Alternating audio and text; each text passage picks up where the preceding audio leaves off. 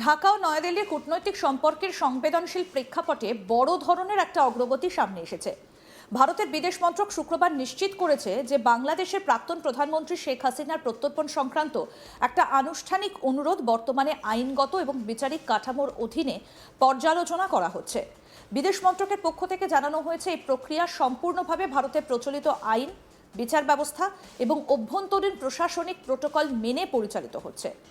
বিষয়টা কূটনৈতিকভাবে গুরুত্বপূর্ণ হলেও সরকার স্পষ্ট করেছে যে এটা কোনো রাজনৈতিক সিদ্ধান্ত নয়, বরং একটা নিয়মতান্ত্রিক আইনি প্রক্রিয়া। এই বিষয়ে বিদেশ মন্ত্রকের মুখপাত্র রণধীর জয়সওয়াল বলছেন, অনুরোধটা বর্তমানে চলমান বিচারিক এবং অভ্যন্তরীণ আইনি প্রক্রিয়ার অংশ হিসেবে পর্যালোচনা করা হবে।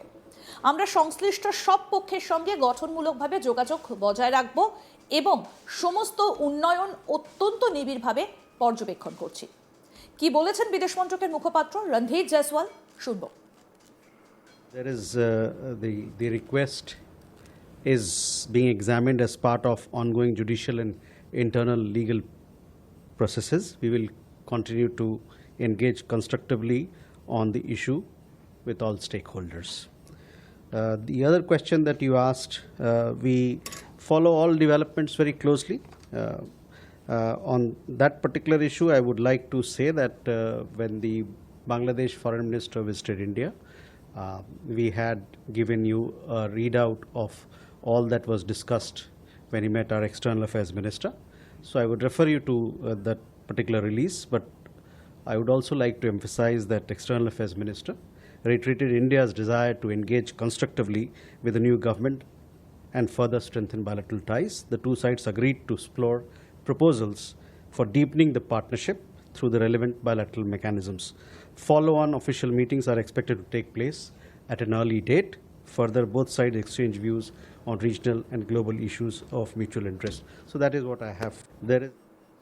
এই ঘোষণা এমন একটা সময় এলো যখন ভারত এবং বাংলাদেশের মধ্যে সম্পর্ক নতুন রাজনৈতিক বাস্তবতার মধ্যে দিয়ে যাচ্ছে।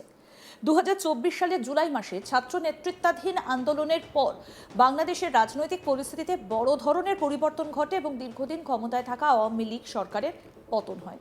এরপর থেকেই ঢাকায় নতুন প্রশাসনের উত্থান এবং আঞ্চলিক কূটনৈতিক সমীকরণে পরিবর্তন লক্ষ্য করা যাচ্ছে। এই পরিস্থিতিতে ভারত চায় বাংলাদেশ ভারত সম্পর্ককে স্থিতিশীল এবং কার্যকর রাখতে, যাতে দুই দেশের দীর্ঘমেয়াদী সহযোগিতা ব্যাহত না হয়। বিদেশ মন্ত্রকের পক্ষ থেকে স্পষ্টভাবে বলা হয়েছে, প্রত্যর্পণ অনুরোধের বিষয়টা আলাদা আইনি প্রক্রিয়া হিসেবে দেখা হলেও সামগ্রিক দ্বিপাক্ষিক সম্পর্ককে প্রভাবিত না করাই ভারতের কূটনৈতিক অগ্রাধিকার। ভারত প্রথমবার 2025 সালে শেখ হাসিনার প্রত্যর্পণ সংক্রান্ত আনুষ্ঠানিক অনুরোধ পাওয়ার বিষয়টা স্বীকার করে। সেই সময় থেকে বিষয়টা ভারতের বিচারিক এবং প্রশাসনিক কাঠামোর মধ্যে বিস্তারিতভাবে পরীক্ষা নিরীক্ষা করা হচ্ছে।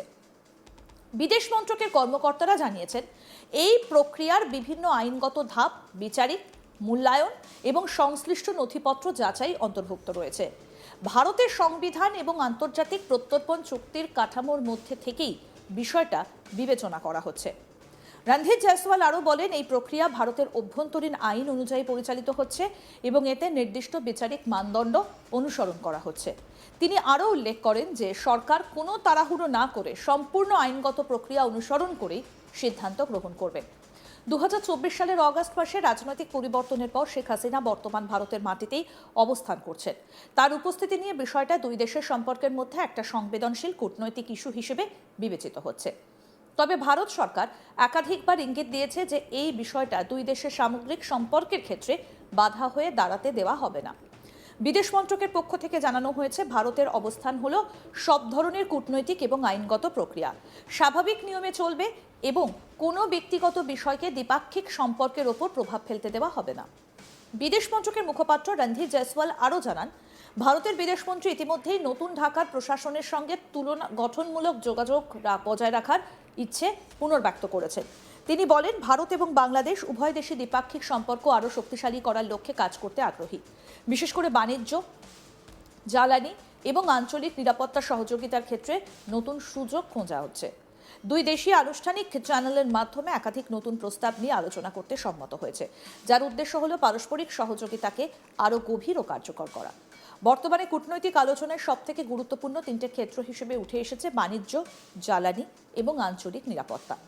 বিদেশ মন্ত্রকের সূত্র অনুযায়ী এই তিনটে ক্ষেত্রেই সহযোগিতা বাড়ানোর জন্য নতুন কাঠামো এবং প্রাতিষ্ঠানিক ব্যবস্থার মাধ্যমে আলোচনা এগিয়ে নিয়ে যাওয়া হচ্ছে। রণধীর জয়সওয়াল বলেন, দুই পক্ষ সংশ্লিষ্ট দ্বিপাক্ষিক ব্যবস্থার মাধ্যমে অংশীদারিত্ব আরও গভীর করার বিভিন্ন প্রস্তাব নিয়ে কাজ করতে সম্মত হয়েছে। এই উদ্যোগকে দুই দেশের সম্পর্কের ভবিষ্যৎ রূপরেখা নির্ধারণের একটা গুরুত্বপূর্ণ ধাপ হিসেবে দেখা হচ্ছে। দুই দেশের মধ্যে চলমান কূটনৈতিক যোগাযোগকে আরও কার্যকর করার লক্ষ্যে শীঘ্রই উচ্চ পর্যায়ের বৈঠক আয়োজনের পরিকল্পনাও চলছে। এই বৈঠকে আঞ্চলিক এবং বৈশ্বিক ইস্যু নিয়ে দুই দেশের অবস্থান সমন্বয় করা হবে বলে জানা গেছে। বিশেষ করে দক্ষিণ এশিয়ার স্থিতিশীলতা, সীমান্ত সহযোগিতা এবং আন্তর্জাতিক কৌশলগত বিষয়গুলো আলোচনার কেন্দ্রবিন্দুতে থাকবে। বিদেশ মন্ত্রকের মুখপাত্র বলছেন, দুই দেশের প্রতিনিধিদের মধ্যে শীঘ্রই আনুষ্ঠানিক বৈঠক অনুষ্ঠিত হবার আশা করা হচ্ছে, যেখানে পারস্পরিক স্বার্থ সংশ্লিষ্ট আঞ্চলিক এবং বৈশ্বিক বিষয় নিয়ে আলোচনা হবে। তিনি আরও বলেন, এই ধরনের নিয়মিত সংলাপ বর্তমান আঞ্চলিক পরিস্থিতিতে অত্যন্ত গুরুত্বপূর্ণ। বর্তমান কূটনৈতিক পরিস্থিতির পেছনে রয়েছে 2024 সালের জুলাই মাসের ঘটনাবলী। ওই সময় বাংলাদেশের ছাত্র নেতৃত্বাধীন আন্দোলনের ফলে দীর্ঘদিন ক্ষমতাসীন রাজনৈতিক ব্যবস্থায় পরিবর্তন আসে এবং আওয়ামী লীগ সরকারের শাসনের অবসান ঘটে। এরপর থেকেই দেশটির রাজনৈতিক প্রেক্ষাপট নতুনভাবে গঠিত হচ্ছে এবং নতুন প্রশাসন বিভিন্ন অভ্যন্তরীণ এবং আন্তর্জাতিক চ্যালেঞ্জ মোকাবিলা করছে। এই পরিবর্তনের ধারাবাহিকতায় শেখ হাসিনাকে দেশে ফিরিয়ে এনে বিচার প্রক্রিয়ার মুখোমুখি করার দাবি ঢাকার অভ্যন্তরে রাজনৈতিকভাবে গুরুত্বপূর্ণ ইস্যু হয়ে উঠেছে। এই পুরো পরিস্থিতিতে ভারতের অবস্থান তুলনামূলকভাবে ভারসাম্যপূর্ণ। বিদেশ মন্ত্রক জানিয়েছে, ভারতের প্রধান লক্ষ্য হল বাংলাদেশের জনগণের স্বার্থ এবং আঞ্চলিক স্থিতিশীলতা নিশ্চিত করা। নয়াদিল্লি মনে করে, প্রতিবেশী দেশের স্থিতিশীলতা এবং গণতান্ত্রিক কাঠামো বজায় রাখা দক্ষিণ এশিয়ার সামগ্রিক নিরাপত্তার জন্য অত্যন্ত গুরুত্বপূর্ণ। এই কারণে ভারত এমন কোনো পদক্ষেপ নিতে চায় না যা দ্বিপাক্ষিক সম্পর্ক বা আঞ্চলিক ভারসাম্যকে অস্থিতিশীল করতে পারে। বিদেশ মন্ত্রক স্পষ্টভাবে জানিয়েছে যে সমস্ত সিদ্ধান্ত নেওয়া হবে সম্পূর্ণ আইনি পর্যালোচনার ভিত্তিতে। কোনো ধরনের রাজনৈতিক চাপ বা কূটনৈতিক উত্তেজনার প্রভাবে এই প্রক্রিয়া পরিচালিত হবে না। রণধীর জয়সওয়াল পুনরায় বলেন, ভারত তার আইনি যথাযথ প্রক্রিয়া অনুসরণ করবে এবং একই সঙ্গে বাংলাদেশ ভারত সম্পর্ককে কোনো একক ব্যক্তির পরিস্থিতির ওপর নির্ভরশীল হতে দেবে না। সব মিলিয়ে শেখ হাসিনার প্রত্যর্পণ অনুরোধকে কেন্দ্র করে ভারত বাংলাদেশ সম্পর্ক নতুন এক কূটনৈতিক সংবেদনশীল পর্যায়ে প্রবেশ করেছে। তবে দুই দেশই স্পষ্ট করেছে যে পারস্পরিক সহযোগিতা, আঞ্চলিক স্থিতিশীলতা এবং উন্নয়নমূলক অংশীদারিত্ব বজায় রাখাই তাদের মূল লক্ষ্য। আরও আপডেট পেতে দেখতে থাকুন আজ তাক বাংলা। সাবস্ক্রাইব করুন, নোটিফিকেশন পেতে বেল বাটন অপশন প্রেস করুন।